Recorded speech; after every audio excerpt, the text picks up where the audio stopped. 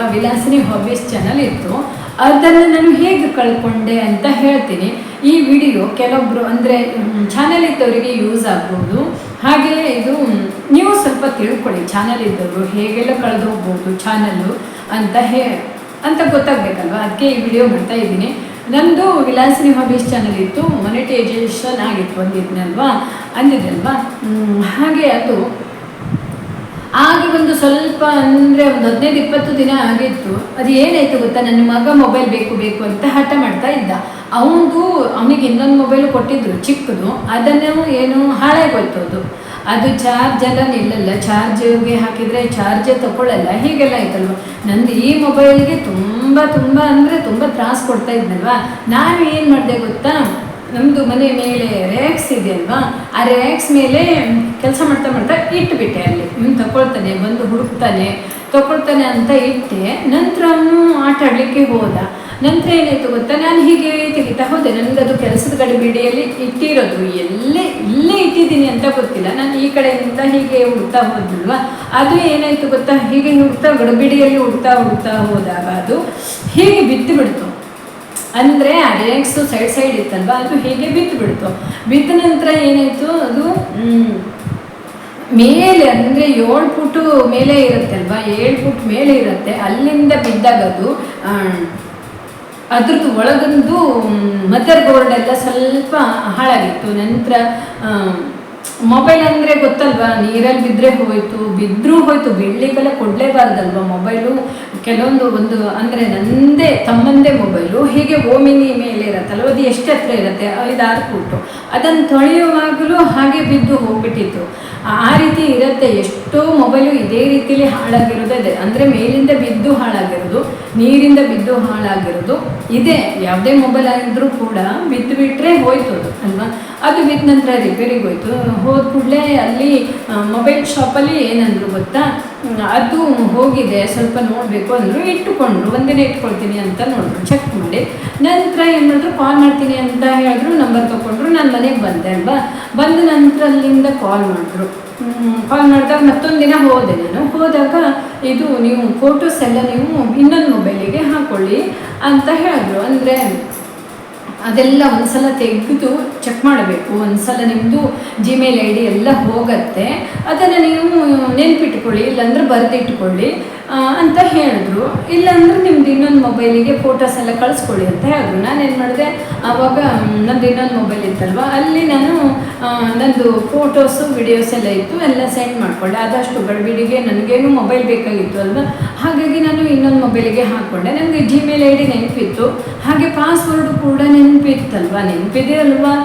ಅದಿಲ್ಲ ಅಂದರೆ ಇನ್ನೊಂದು ಪಾಸ್ವರ್ಡ್ ಹೊಡೆದ್ರಾಯ್ತು ಅಂತ ನಾನು ಸುಮ್ಮನೆ ಬಂದೆ. ಓಕೆ, ನೀವು ಮೊಬೈಲನ್ನು ಸರಿ ಮಾಡಿ ಅಂತ ಕೊಟ್ಟು ಬಂದಲ್ವ. ನಂತರ ಬಂದ ಕೂಡಲೇ ನಂದು ಇನ್ನೊಂದು ಮೊಬೈಲ್ ಇತ್ತು ಮನೇಲಿ, ಅದರಲ್ಲಿ ಲಾಗಿನ್ ಆಗ್ಲಿಕ್ಕೆ ಹೋದರೆ ID ಎಲ್ಲ ಕರೆಕ್ಟಾಗಿ ಕೊಟ್ಟಿದ್ದೀನಿ. ID ಇದೆ, ಒಂದು ID ನಂತರ ಇನ್ನೂ 2-3 ID ಎಲ್ಲ ಬರುತ್ತಲ್ವ, ಅಲ್ಲಿ ಗೊತ್ತಾಗತ್ತೆ ಯಾವುದು ನಮ್ಮದು ID ಬಂತು, ನಂದೇ ID ಬಂತು. ನಂತರ ಪಾಸ್ವರ್ಡು ಅದು ನನಗೆ ನೆನಪಿಲ್ಲ, ಅದು ನನ್ನ ಮಗ ಮಾಡಿಕೊಟ್ಟಿರೋದಾಗಿತ್ತಲ್ವ.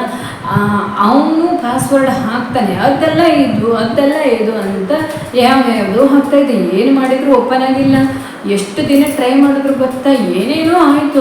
ಅದು ತುಂಬ ಟ್ರೈನೂ ಕೂಡ ಮಾಡಬಾರ್ದು. 1-2 ಸಲ ಮಾಡಿದರೆ ನಮಗೆ ಸರಿಯಾದ ಪಾಸ್ವರ್ಡ್ ಹೊಡೆದ್ಬಿಟ್ರೆ ಬರ್ತಿತ್ತು.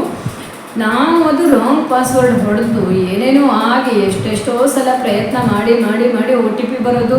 ನನ್ನ ಮೊಬೈಲ್ ನಂಬರು ಇದೇ ಮೊಬೈಲಿಗೆ ಅಂದರೆ ಇನ್ನೊಂದು ಮೊಬೈಲಲ್ಲಿ ಸಿಮ್ ಹಾಕ್ಕೊಂಡಿದ್ದೀನಿ ಅಲ್ವಾ, ಅದಕ್ಕೆ OTP ಬರೋದು ಎಲ್ಲ ಬರ್ತಿತ್ತು. ಪಾಸ್ವರ್ಡ್ ಹೊಡೆದ್ರು ಎಷ್ಟೇ ಪ್ರಯತ್ನ ಮಾಡಿದ್ರು ಬರ್ತಾ ಇರಲಿಲ್ಲ. ಫಾರ್ಗೆಟ್ ಪಾಸ್ವರ್ಡ್ ಹೊಡೆದ್ರು ಕೂಡ ಬರಲಿಲ್ಲ. ಎಷ್ಟು ಟ್ರೈ ಮಾಡಿದ್ರು ಇಲ್ಲ. ಒಂದು 15 ದಿನ ಆಯಿತು. ನಂತರ ನಾನು ಹೀಗೆ 1 ತಿಂಗಳಾಯಿತು. ಒಬ್ಬರು ಅಂತ ಟ್ರೈ ಮಾಡಿದ್ರು, ಪರಿಚಯ ಇದ್ದವರು ತುಂಬಾ ಪ್ರಯತ್ನ ಪಟ್ಟಿದ್ದಾರೆ ಆಯಿತಾ. ನಂತರ ಹೀಗೆ ಒಬ್ಬರಿಗೆ ನಾನು ಕೊಟ್ಟೆ, ಅವರು ಕೂಡ ತುಂಬ ಪ್ರಯತ್ನ ಮಾಡಿದರು, ಸಿಕ್ಕೇ ಇಲ್ಲ. ಅದು ಇನ್ನೊಬ್ಬರಿಗೆ ಕೊಟ್ಟೆ, ಸಿಕ್ಕಿಲ್ಲ. ಫಾರ್ಗೆಟ್ ಪಾಸ್ವರ್ಡ್ ಹೊಡೆದ್ರು, OTP ಬಂತು, ಹೊಡೆದೆ, ಎಲ್ಲ ಆಯಿತು, ಹೋಯಿತು. ಅಂದರೂ ಸಿಕ್ಕಲೇ ಇಲ್ಲ ಅದು ನನಗೆ ಆಯಿತಾ. ನಾನು ಆಸೆ ಬಿಟ್ಟುಬಿಟ್ಟೆ, ಇದೆ ಎಷ್ಟು ಮಾಡಿದ್ರು ಅಷ್ಟೇ ಅಂದ್ಕೊಂಡು ನಾನು ಇಲ್ಲಿ ಪ್ರಯತ್ನ ಮಾಡ್ತಾನೇ ಉಳಿದೆ, ಸಿಕ್ಕಿಲ್ಲ. ಹೀಗೆಲ್ಲ ಆಯಿತು ನೋಡಿ, ಹೀಗಾಯಿತು ಅದು. ಅಂದರೆ ನಂತರ ಏನನ್ನಿಸ್ತು ನನಗೆ, ID ಬರ್ತಾನೇ ಇದೆ.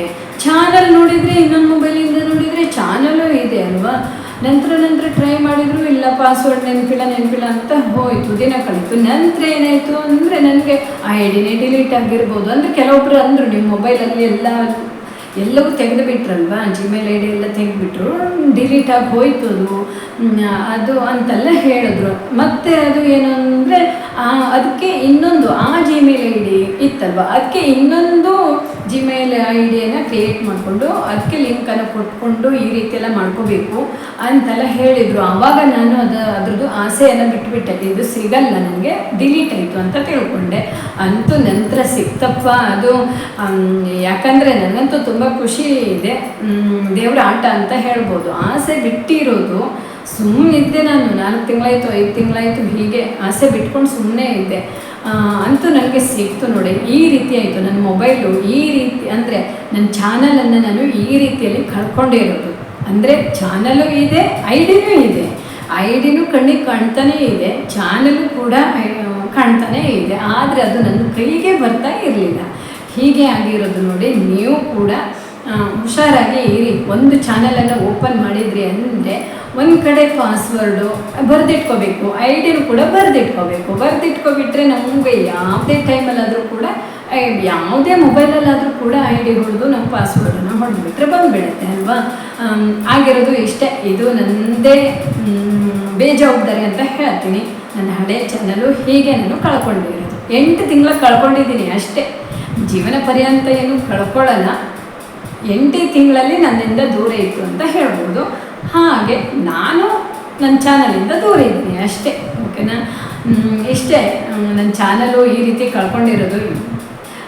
ಕೆಲವೊಬ್ಬರು ಏನೇನೋ ತಿಳ್ಕೊಂಡಿರ್ಬೋದು, ಯಾಕಂದರೆ ರಿಪೋರ್ಟ್ ಏನೋ ಬಂದಿರ್ಬೋದು, ಚಾನಲೇ ಡಿಲೀಟ್ ಆಯಿತು, YT ಚಾನಲನ್ನು ಡಿಲೀಟ್ ಮಾಡಿದರು, ಹೀಗೆಲ್ಲ ತಿಳ್ಕೊಂಡಿರ್ಬೋದು.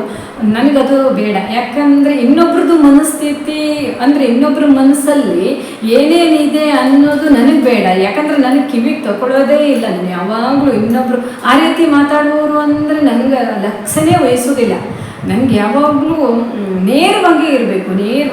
ಆ ರೀತಿ ಮಾತು ಬಂತು ಅಂದರೆ ನನಗೆ ಮನಸ್ಸೇ ಇರಲ್ಲ, ನನ್ನ ಮೂಡೆಲ್ಲ ಹೋಗಿಬಿಡತ್ತೆ. ಮಾತಾಡುವಂಥ ಮೂಡ್ ಇರ್ಬೋದು, ಏನೇ ಆದರೂ ಲಕ್ಷ್ಯನೇ ಹೋಗಲ್ಲ. ಅವರು ಎಷ್ಟೇ 1000 ಒಳ್ಳೆಯ ರೀತಿಲಿ ಮಾತಾಡಿದರೂ ಕೂಡ ಹೋಗಲ್ಲ ನನಗೆ. ಅವ್ರದ್ದು ಆ ರೀತಿ ಮನೋಭಾವನೆ ಅಂದ್ಕೊಳ್ಳೆ ಏನಾಗುತ್ತೆ, ಅದು ನನಗೆ ಸ್ಟಾಪ್ ಆಗಿಬಿಡತ್ತೆ. ಅವ್ರ ಬಗ್ಗೆ ಏನೇನೋ ತಿಳ್ಕೊಂಡಿರ್ಬೋದು.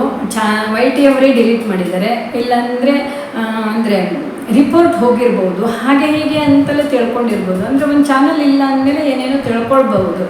ಅದು ಕೆಲವೊಬ್ಬರಿಗೆ ಗೊತ್ತಿರುತ್ತೆ, ಈ ಮೊಬೈಲ್ ಬಗ್ಗೆ ಗೊತ್ತಿರುವವರು, ಹಾಗೆ YT ಬಗ್ಗೆ ಗೊತ್ತಿರುವವರು ಆ ರೀತಿ ತಿಳ್ಕೊಳ್ಳಲ್ಲ. ಏನೋ ಇವ್ರದ್ದು ಮೊಬೈಲ್ ಹೇಳಿದಾರಲ್ವ, ಇವರು ಹೇಳ್ತಾನೇ ಇದ್ದಾರಲ್ವ, ಪಾಪ ಮೊಬೈಲ್ ಬಿತ್ತು ಅಂತ ಹೇಳ್ತಾ ಇದ್ದಾರಲ್ವ ಅಂತ ಕೆಲವೊಬ್ಬರು ತಿಳ್ಕೊಂಡಿದ್ದಾರೆ. ಏನೋ ಒಂದು ಮಿಸ್ಟೇಕ್ ಆಗಿರಬೇಕು, ಮೊಬೈಲ್ ಬಿತ್ತು, ID ನೆನಪಿಲ್ಲ, ಪಾಸ್ವರ್ಡ್ ನೆನಪಿಲ್ಲ, ಹೀಗೇನೋ ಆಗಿರಬೇಕು ಅಂತ ತಿಳ್ಕೊಂಡಿದ್ದಾರೆ. ಕೆಲವೊಬ್ಬರು ಸ್ವಲ್ಪ ರಾಂಗಾಗಿ ತಿಳ್ಕೊಂಡಿರ್ಬೋದು. ಇಷ್ಟೇ. ನನ್ನ ಚಾನಲು ಇದೆ ಇವತ್ತು. ಹೋಗಿತ್ತು ನಿಜ, ಅಂದರೆ ಇತ್ತು, YTಯಲ್ಲೇ ಇತ್ತು, ಚಾನಲು ಇತ್ತು, ಐಡಿನೂ ಇತ್ತು, ಎಲ್ಲವೂ ಇತ್ತು, ಆದರೆ ಅದು ನನ್ನ ಕೈಗೆ ಸಿಕ್ಕಿಲ್ಲ ಅಷ್ಟೇ. Thank you. ನನ್ನ ಈ ಹಳೆ ಚಾನಲ್ ಬಗ್ಗೆ ಹೇಳಿದ್ದೀನಿ. ನೀವು ಕೂಡ ಸ್ವಲ್ಪ ಹುಷಾರಾಗಿ ಇರಿ, ಓಕೆನಾ. ಚಾನಲ್ ಅಂದರೆ ನಾವು ತುಂಬ ಕಷ್ಟಪಟ್ಟು ಮಗುವನ್ನು ಯಾವ ರೀತಿ ಸಾಕ್ತೀವಿ ಹಾಗೆ ನಾವು ಸಾಕ್ತೀವಿ ಅಲ್ವಾ. ತುಂಬ ಆಸೆಪಟ್ಟು ಪ್ರೀತಿಯಿಂದ ಅದನ್ನು ಸಾಕ್ತೀವಿ. ಪ್ರತಿಯೊಂದು ವಿಡಿಯೋ ಮಾಡುವಾಗ ಅಥವಾ ಎಡಿಟ್ ಮಾಡುವಾಗ, ಅಪ್ಲೋಡ್ ಮಾಡುವಾಗ ಅದಕ್ಕೆ ಒಂದೊಂದು ವ್ಯೂಸ್ ಬಂತು ಅಂದರೆ ಅಷ್ಟು ಖುಷಿಯಿಂದ ನಾವು ನೋಡ್ತೀವಿ ಅಲ್ವಾ, ಸಾಕ್ತೀವಿ. ಅಷ್ಟು ಆಸೆ ಇರುತ್ತೆ. ಪ್ರತಿಯೊಂದು ವಿಡಿಯೋಗೂ ಅಷ್ಟೇ, ಚಾನಲ್ ಬಗ್ಗೆ ಅಷ್ಟೇ ಆಸೆ ಇರುತ್ತೆ ಅಲ್ವಾ. ಹಾಗಾಗಿ ನೀವು ಕೂಡ ಹುಷಾರಾಗಿ ಇರಿ. ನಿಮ್ಮದು ಕೂಡ ಪಾಸ್ವರ್ಡ್ ಇರ್ಬೋದು ಮತ್ತು ID ಇರ್ಬೋದು. ಒಂದು ಕಡೆ ನೀವು ಒಂದು ಪಟ್ಟಿ ಇಲ್ಲ ಹಾಳೆಯಲ್ಲಿ ಬರೆದು, ಒಂದು ಕಡೆ ಅಲ್ಲ, ಒಂದು 2-3 ಕಡೆ ಅದನ್ನು ಬರೆದು ಇಟ್ಕೊಬಿಡಿ, ಓಕೆನಾ. ಹಾಗೆ ಅದನ್ನು ಚೇಂಜ್ ಮಾಡಲಿಕ್ಕೆ ಯಾರಿಗೂ ಕೊಡಬೇಡಿ. ನಿಮ್ಮದು ID ಇರ್ಬೋದು, ಪಾಸ್ವರ್ಡ್ ಇರ್ಬೋದು, ಯಾರಿಗೂ ಚೇಂಜ್ ಮಾಡಲಿಕ್ಕೆ ಕೊಡಬೇಡಿ, ಓಕೆನಾ. Thank you. ನನ್ನ ವಿಡಿಯೋ ನೋಡ್ತಾ ಇರೋರು ಎಲ್ರಿಗೂ ಧನ್ಯವಾದಗಳು.